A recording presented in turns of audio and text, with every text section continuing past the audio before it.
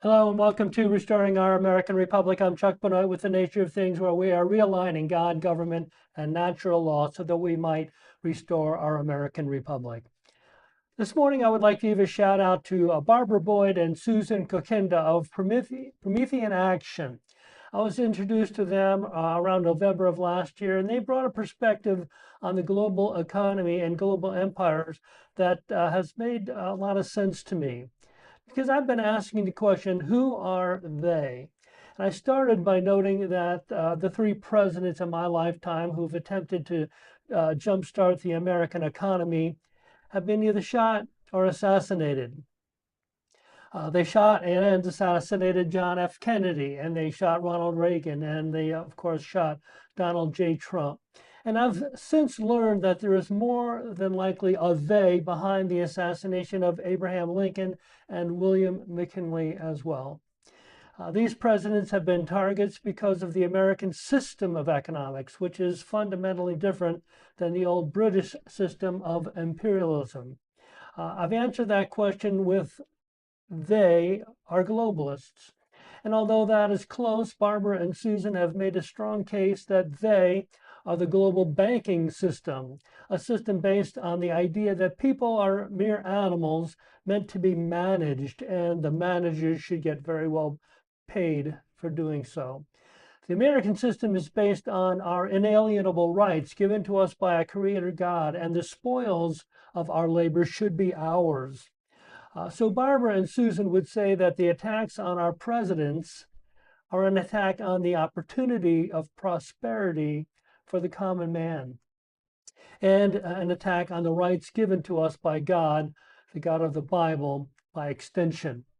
So if you follow Sidney Powell, you'd know that Promethean Action has found its way into her newsletters recently as well. And I'd like you to check them out. I'll put a link in the comments shortly. So for this morning, welcome, Mr. Levine. Good morning, Chuck. Promethean Action. I'll have to put that on my radar. Yeah, give it a shot. um, they've got they do a 15-minute piece on I think Tuesdays and Thursday, maybe Tuesdays and Saturdays, and then a big long piece on Thursdays. The Thursday is about 2 hours long, and I can't seem to take the time to get into that. But they've been around for quite a little while. A couple of older ladies. I struggle saying that because I'm older now myself. They're probably right in my general age range, maybe a little older. I don't know. But they've been around for a long time, and they seem to have a very interesting perspective on what's happening and why President Donald J. Trump is so hated by the world. So, with that all said, Interesting. we're going to jump into HJR 203 this morning. We House have Joint the, Resolution 203. Exactly. right, on basically it's a House Joint Resolution, and it's talking about property taxes. So let me get in front of me what we're looking at here. And do you have any opening comments, Mike? I just want everybody to remember that um, taxes are handled in the Constitution of the state of Florida, not legislatively. So basically, this legislation has to do with amending the Florida Constitution, not about passing a law. And in my research, I was just kind of poking around to see what the HJR, House Joint Resolution, I just did a little bit of homework on that, and I learned, provided the information that I received is correct, that the governor doesn't have to sign an HJR. If it comes out of the House and the Senate, then it'll go on the ballot in November. So that's pretty interesting, right? That's something the governor doesn't have to sign. A Yeah, very House good. joint resolution or a Senate joint resolution does not have to be signed by the governor. So the underlying point is that taxation is handled in the Constitution, not legislatively. So therefore, what we're talking about today is the possibility of a constitutional amendment, not the passage of a law. So there are other related bills on this subject, and there are several of them. I could go over the numbers here: HGR 201, 205, 207, 209, 211, 213. We're looking at this one because it's got the most activity around it. Is that what they're? Yeah, it's been put into the Ways and Means Committee. It went to the State Affairs Committee, and both of those committees offered committee substitutes for the bill that Representative Miller from Brevard, who is the sponsor of this bill, originally filed.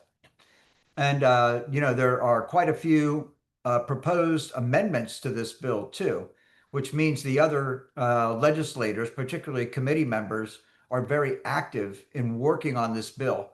So, the more activity the bill has, then the more likely it is to come to the floor, or not. But certainly, if nobody's paying attention to it, then the likelihood of it passing on the floor in the House is a lot less. So as I went through the various different bills that you just read off to decide, how to address this, I thought we could have gone through the high points of each one, but that could be confusing. So I thought maybe we'll just go out and roll out kind of the front runner, Chuck. Yeah. So also. Um, there have been some substitutes to the bill, and we're going to actually look at the committee substitute number 2. Um, and there has been several amendments to it. And uh, Representative Overdorf seems to be the most interested in making amendments. He's filed 9 amendments himself, as well as Representative Bartleman and Woodson have offered amendments. Now, just from my background, I heard Representative Overdorf talking about legislation for the whole idea of property tax reduction, and it's really not a lot like what is here. This is his original comments in this particular meeting was wanting to benefit people who've been around for a long time. So based on how long you owned your home, your taxes would each year get less and less. And this is a completely different there's a different view completely, and it has nothing to do with how long you've lived in your house, but just over the course of time, things are changing. I guess that was a little surprising to me, and possibly what Representative Overdorf is trying to amend. Okay. I'm not sure whether Overdorf submitted his own bill or not. That'd be pretty interesting to find out. We could do that real quick with a quick AI search, right? But I like Overdorf's plan better than this. I don't believe that people who move into the state of Florida from other states in their retirement should get uh, a free ride on property taxes and, right out of the box. I want this to be for people who have contributed to the Florida economy their whole life. So I like a 25-year buy down. And if you insert that concept into Overdorf's theory that you just laid out, but I don't know whether Overdorf has submitted a bill or not. But if he wants it, Chuck, he needs to submit a bill. He's a state rep. He should do that. That's the truth. That's the truth. Well, let's go ahead and get into this HDR 203. Right off the bat, there's an exemption on taxation for homestead properties, exempting the first 25,000 of assessed value. And then from $25,001 to 150,000, that is, I'm sorry, did I say that wrong? The first 25,000 is taxed. Correct. And then from 25,000 to 150,000, $25,001. That's what's exempt, except Right. for school district levies, which will be assessed at the tax at the full value of the property. So Right. school taxes aren't changed at all. And the amount of value of the homestead property exempt from tax shall be adjusted annually. So there's going to be an annual cost of living kind of adjustment. Inflation, based on inflation, Chuck. Right, right. Yeah, cost of living. But based on Right. inflation, they CPI, Consumer Price Index, they have a couple of metrics in there that could be used. So we have taxation on the first 25,000. Then we have another 125,000 that's not taxed, and then the next thing it says is that each year for the next 9 years, beginning in January 2028, obviously that's assuming this is all passed this year, the value exempt from taxes will actually increase by $100,000 a year for the next 9 years. So that puts us at like 1,025,000 of tax-free property. Is that how you read it? Well, it goes even farther, Chuck, and it says at the end of the 9-year period, then the exemption shall be equal to the value of the property. So it effectively zeroes out property tax on homesteaded property completely by 2037. The year is 2037, which there would be no tax on homesteaded property, Chuck. And that you're right, and that goes well beyond the 1,025,000 that we kind of edge our Whatever it way up is, to. whatever it is, right? Yeah. So the So question really becomes, the root question, Chuck, is should you pay taxes on your home? I mean, I remember, you go to the grocery store, you don't pay taxes on food, necessities, right? The government doesn't tax you on necessities. Is a home a necessity? I say that it is. Okay. So if it's your primary residence, you should not have to pay taxes on it. That's my point of view. Now, how do you get there from where we are? Because the interesting part about it is, Chuck, none of these bills tell us how we're going to replace the income. So if you're a county commissioner, you're shaking in your boots, right? You're about to have a big, what I like to call an income-ectomy with no method for replacing the money. And of course, Chuck, as we go through this bill, we're going to find out that the state of Florida also prohibits the local governments from reducing spending in certain categories. We'll get there. But my point is that overall, yes, I agree. We should not have to pay taxes on our primary residence for sure. The question becomes, how do pay the bills? And of course, you'll also notice, Chuck, that no one ever talks about reducing spending in any of these talks. And I don't care what the subject is, reducing spending is never an option. And that is just totally insulting, in my opinion, for anybody in government to say that there's no room for reductions in spending is, I'm going to use the word out to lunch. They have, again, I was talking to a young man who's running for city council in Mount Dora, and you talk about the spending; it's unbelievable. But nobody says, "Hey, we're going to cut spending," and nobody reviews constitutional officers' budgets. They roll into the county commission meeting with a number, and the county commission either grants it or doesn't. That's it. There's no study. There's no review. And they're, the financial managers in all these institutions should be presenting to the public, making public presentations on and an analysis of how much money they get and where it comes from and how much money they spend and where it goes. And they should have to do a in-depth analysis and presentation on their spending in every funding cycle, Chuck. there you go. So the next section here is local government prohibitions of reductions in local first responder funding.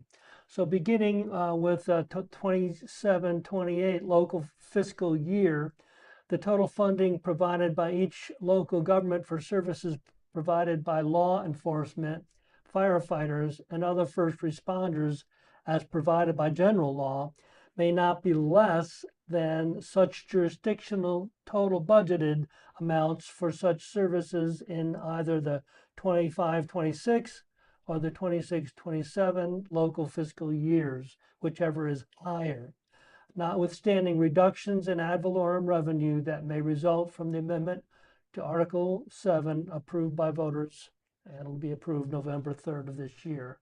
So you want to comment on that, Mike? I do. Basically what you're seeing here is that the state of Florida has no confidence in local government to manage their budgets. That's what they're saying. Basically, we don't trust you. We don't have any confidence in you in managing your own budget. So while you got our chief financial officer, Blaise Golia, traveling the state of Florida, with his Doge program, telling us how many cities and how many counties are overspending by billions of dollars. Yet the Florida legislature comes out and says, we're going to punish you if you reduce spending on first responders.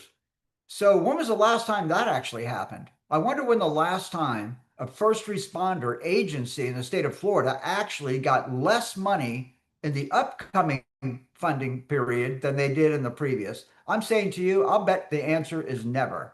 So why is the state of Florida find that they need to codify this into the Constitution, Chuck, not statute, but into the Constitution, that local governments can't reduce their spending on first responders? Are first responders the best money managers we have? I wonder.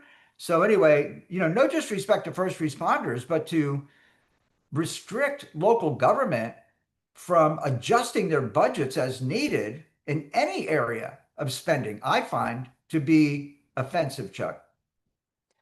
Well, and also, I mean, from the other side of things, if the funding isn't coming in, then although those are Right.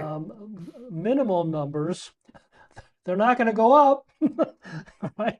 It ain't minimal, Chuck. When you start looking at the actual numbers we're talking about, these are huge numbers. Oh, I'm not saying Huge that numbers. I'm not saying they're not huge numbers. What I'm saying is, by law, whichever is higher, 25.6 or 26.7, all of a sudden could be the maximum because there's no more money coming in.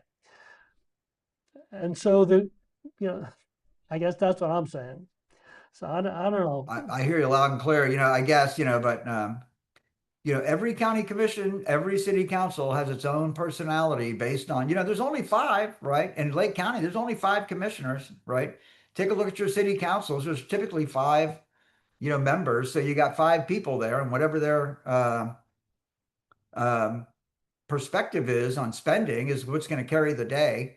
And then you've got, city managers and county managers and stuff like that who actually are responsible for carrying out, the instructions that come from the, publicly elected representatives on those boards. So I just find it, I'll be honest, I'm really disappointed, and which is a weak word, I should say. I guess I'm, numb enough by all that the state of Florida is doing that I don't get angry anymore. I'm just highly disappointed that the state of Florida doesn't give local government the credibility to manage their own money. And I find that to be, as I said before, offensive, Chuck. Yeah, well, there's not a lot more to this particular bill that we've highlighted here. We've kind of discussed the idea that by, what was it, 2037, there won't be any more taxes on homesteaded property, and that the local governments are prohibited from attacking first responders in any way. Was there anything else that Not kind of jumped attacking, Chuck. We're not attacking first responders, okay? We love first responders, but well, we yeah, just but the don't, point, nobody I gets a guess, blank check. No one gets a blank check, Chuck. I agree. That's I agree. crazy. That's true. I'm just kind of pointing to the bill itself, and the bill is definitely protecting first responders, uh, at least for a while. I just keep saying to myself, well, this maximum or this minimum that they're um, forcing on the counties will actually at some point be the maximum. And that kind of Could be. reeks to me of defunding the police at some point in the future. So, so that's kind of what I'm I don't seeing. know. I get it. Florida, everything changes, right? We're about to get a new governor. So Florida will not be the same in 2027 as it is in 2026 because we'll have a new governor. That'll change a lot. That whoever the new governor is will assert their value proposition over the state, and the relationship between the new governor and the legislature is also going to be very, very interesting. So when we're out um, interviewing governor candidates, I would suggest that they should have to answer the question, how do you plan to get your agenda accomplished through the legislature? Because a lot of the gubernatorial candidates have never dealt with the legislature before. So, um, not all, of course, but some. So that's a really big part of it. You can have, and you go, people can, I know that I'm shifting the conversation now to the gubernatorial election, but it's not easy, but it's easier to stand at a podium or walk around a room with a microphone in your hand and give the audience a dream sheet of what you'd like to see happen. I think that eliminating property taxes, as much as I support on homesteaded properties, is as much as I support the concept, I've seen absolutely zero rationale for how we're going to pay for it. And then if the argument is that eliminating taxes on homesteaded properties is okay because you have overspending in government, well, then how can you tie the local um, governing bodies hands as it relates to managing expenses? I just don't understand that at all. And then you've got the school board and law enforcement. Those are your two biggest expenditures in that are paid for by property taxes. So I don't get it. I just don't know where the Florida legislature is. And of course, it could very well be that the reason we're having this discussion is because we're in an election cycle. And this is red meat for the base, Chuck. There's not a single, I'm a realtor, right? And we know that every single time there is an initiative to lower property taxes, the public votes for it. I don't care what your stripes are. So to me, this could very well be um, just political. I have a word in my mind that I'm not going to say. I'll use the word manipulation, gaslighting. This could very well be political gaslighting. And it could be that when the legislative session's over, none of these property tax reduction bills gets passed. And therefore, we may find out that in November on our ballot, when we would have to approve what the legislature has recommended, there could be nothing on our ballot at all about reducing property taxes because nobody can find the right formula. And you can see with the amendments, all the various different bills, which equals different approaches to lowering property taxes, nobody's on the same page now. And then you're seeing, particularly Overdorf, with a bunch of these 9 amendments and stuff, which, the amendments are fairly simple if you take a look at them. It's not like he's rewriting the law in most cases.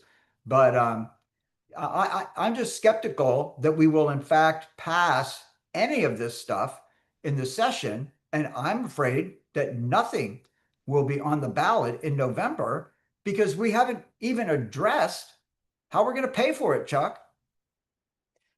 Right, right. Well, I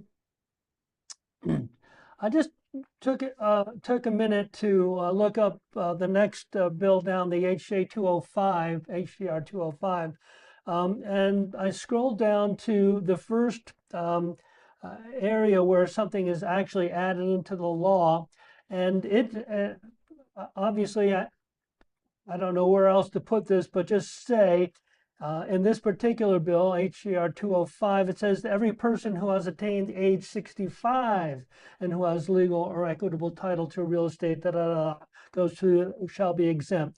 So I'm pointing that only to say that you're right. They have no idea. We have no idea what's going to end up on the ballot.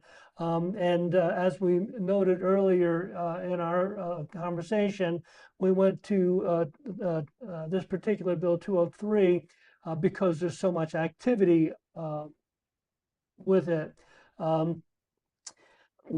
But and again, to your point, how do you pay for this?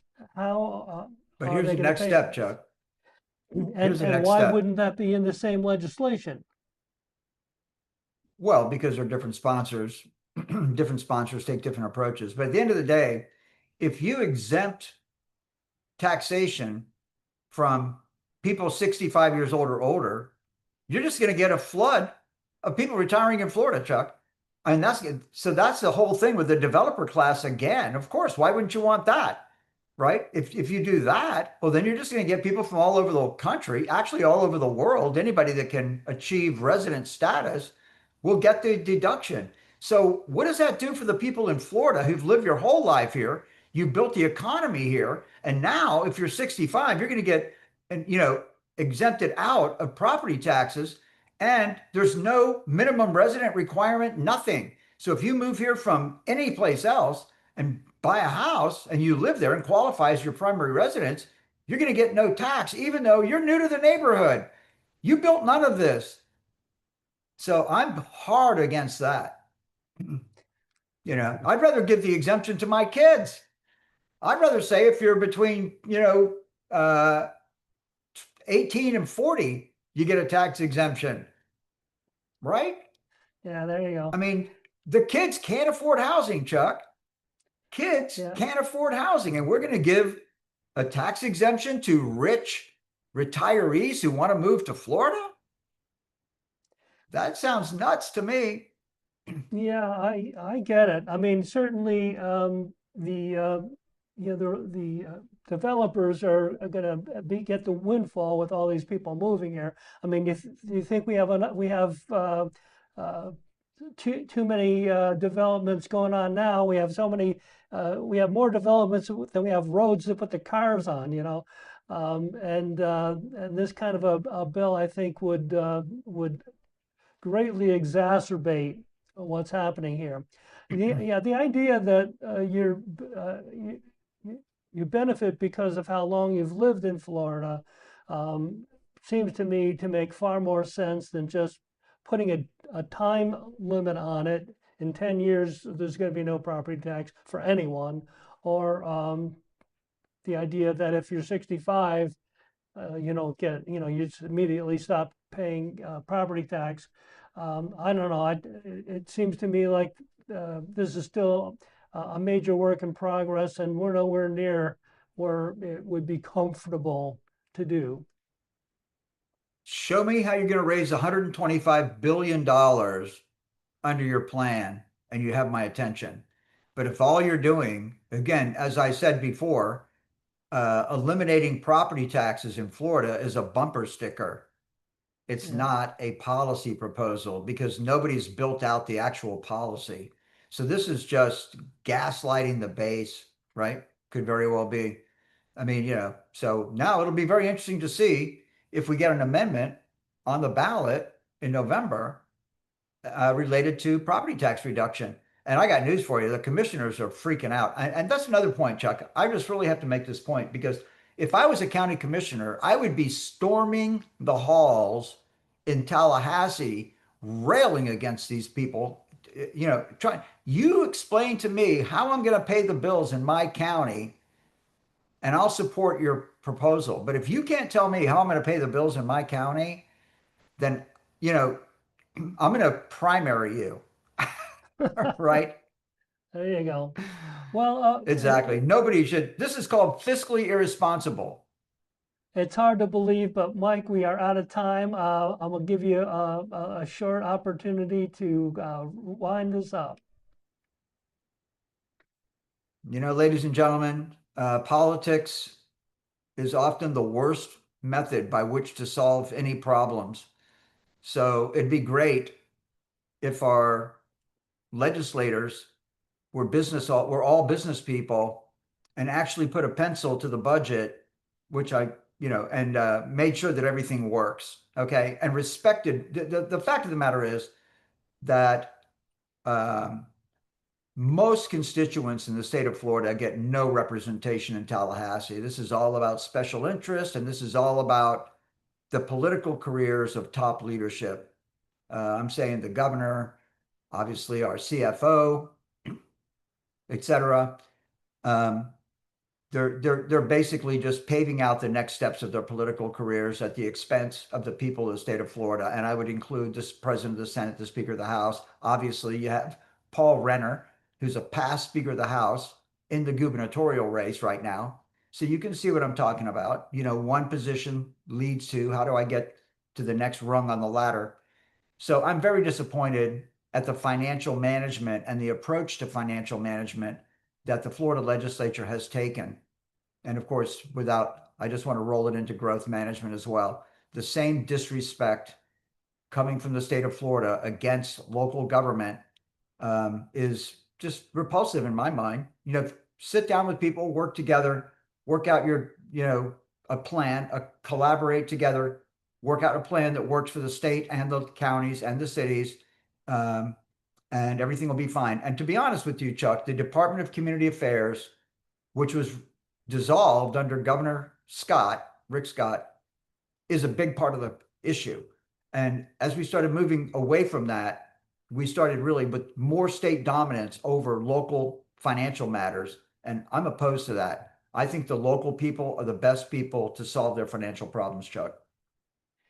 Well, thank you, Mike Levine, and thank you all again for tuning into our twice weekly live stream. Please follow us on Facebook at Restoring Our American Republic. Check us out on YouTube at Restoring Our American Republic -ROAR. Please like and share the program. And remember, if you're unwilling to govern yourself, you will be governed by tyrants. Please, until the next time, God bless you, God bless President Donald J. Trump, and God bless America.